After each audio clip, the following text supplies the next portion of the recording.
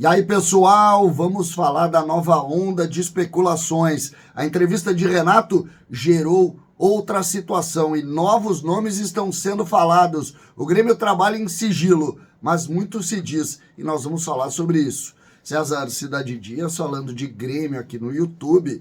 Papo de gremista para gremista. Essa semana não fui muito bem na KTO, não. Mas a semana que abre tem nova rodada. Vamos fazer a brincadeira, vamos fazer a acumulada do Gauchão. Uma, eu juro para vocês que eu vou acertar. Já estou montando a minha acumulada na KTO. Entre na KTO, kto.com. Não tem aplicativo, é um site que você não vai se arrepender de brincar. Brinque com a KTO. Eu vou acertar, eu boto meus 5 pilinhas ali, mas eu vou acertar um dia aquela acumulada. Agora a ordem é acertar a acumulada do Gauchão. KTO.com, entrou lá e ainda ganha um bônus por ser aqui do CCD. CCD20, coloca lá e vai ganhar um bônus. Vai, KTO.com. Gente, nova onda de especulações. Em determinado momento paramos no 9. Era 9 para cá, 9 para lá, e nome aqui, nome ali, e era o que se dizia. A partir da entrevista do Renato, se ampliou isso. Então, é 9, é o lateral esquerdo, é um primeiro volante e, em princípio, um meia, que também compõe por dentro, que é o cara que vai jogar pela direita no 4-2-3-1, que o Renato insiste em fazer. Nós vamos falar sobre isso à tarde, que eu acho que o Renato precisa mudar esse esquema. Mas agora é hora de falar dos nomes. E eu começo com um nome que o torcedor está enlouquecendo em razão de uma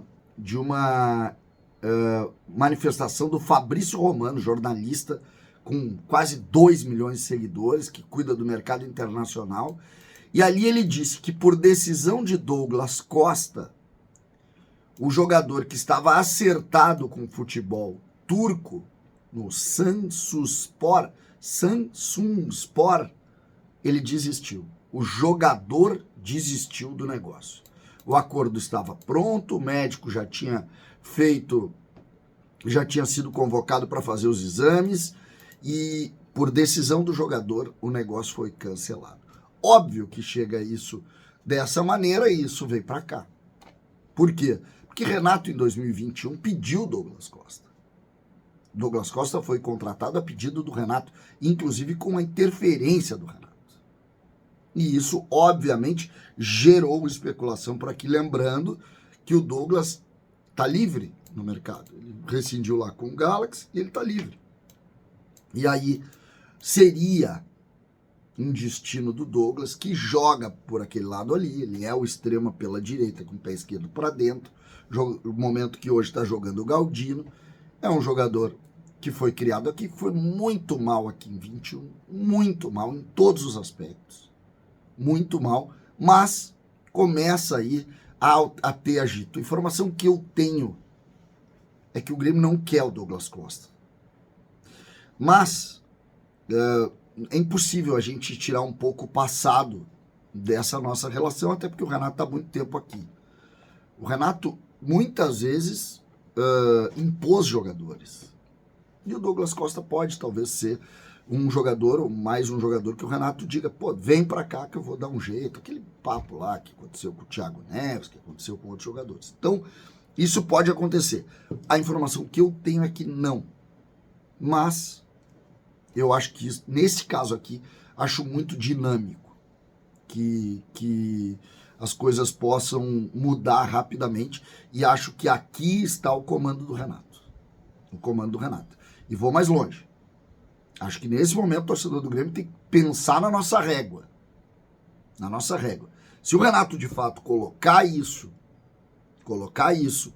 e se responsabilizar, porque hoje a gente está vendo o Renato como um manager. Muito mais do que um treinador. E aí nós temos que dar um voto de confiança para ele. Como a gente sempre fez. Vamos deixar bem claro isso.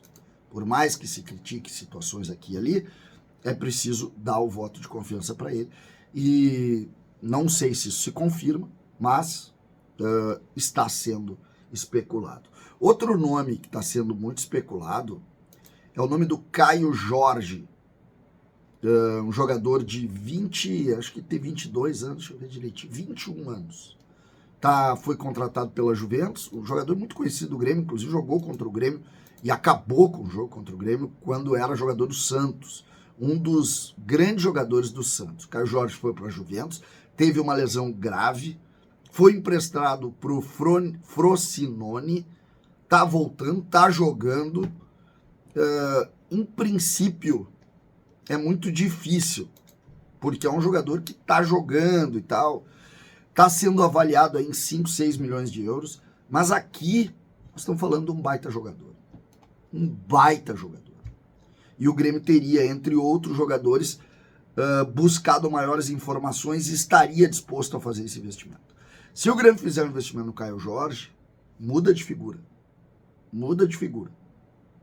Já muda bastante a figura. Aí o Grêmio tem um 9 de qualidade, de futuro, para ser centroavante do Grêmio por muito tempo. Aqui, se for 5, 6 milhões de euros, o torcedor do Grêmio tem que aplaudir, que é uma baita contratação.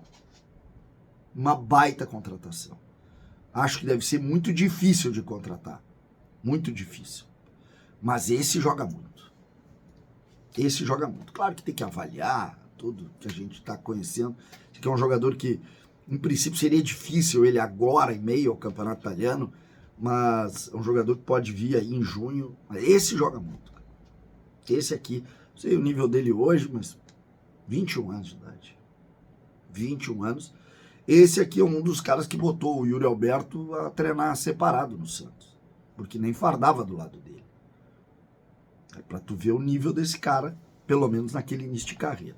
Outra situação que eu acho importante a gente avaliar é o lateral esquerdo, que parece ser mesmo o Felipe Jonathan. E aqui um outro elogio. Bom jogador. Bom jogador. Jogador de qualidade. O Grêmio, olha só, a gente citou 3 nomes aqui. Um a gente não tem informação, que é o Douglas Costa. O Caio Jorge, a especulação é mais forte.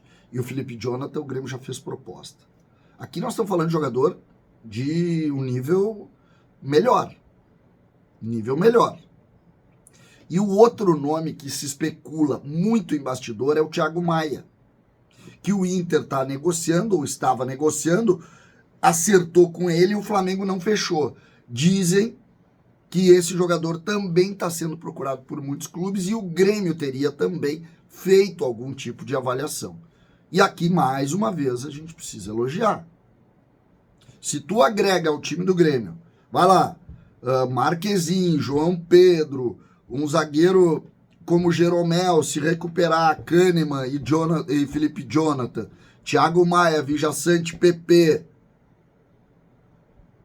bota um Caio Jorge e Soteldo e acha esse meia ou mesmo Cristaldo, muda de figura. Muda de figura. Nós já estamos falando de outro time. Aí, mas aí chega, imagina se chegar o Douglas Costa e quiser jogar, tá bem?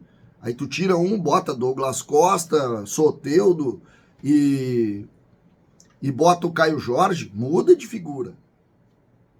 Hoje nós atacamos aquele dia com Galdino e João Pedro Galvão. É óbvio que muda.